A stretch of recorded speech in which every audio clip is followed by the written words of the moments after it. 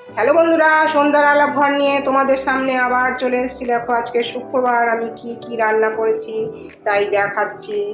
দেখো সাদা ভাত আর সজনে ডাঁটা দিয়ে ডাল, মসুর ডাল করেছি সজনে ডাঁটা টমেটো দিয়ে।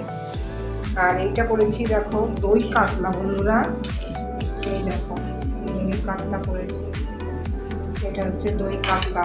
আর এটা হচ্ছে চুনো মাছের চচ্চড়ি, মানে দেশি মোরলা মাছের পুকুরে ওইটার চচ্চড়ি করেছি, আলু বেগুন পেঁয়াজ টমেটো দিয়ে চচ্চড়ি করেছি। আর এইটা বন্ধুরা করেছি ডিমের আমলেটগুলোকে পাটিসাপটার মতো করে একদম মাখা মাখা তরকারি, ওপরে একটু ধনে পাতা ছড়িয়ে দিয়েছি।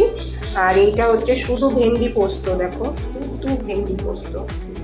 আর এইটা মোচার বড়া, মোচাটাকে আগে তরকারি করে পেঁয়াজ আদা রসুন দিয়ে তরকারি করে তারপরে বেসন ডিম গুলে দেখো মোচার বড়া করেছি, খেতে দারুণ লাগবে শস আছে সঙ্গে।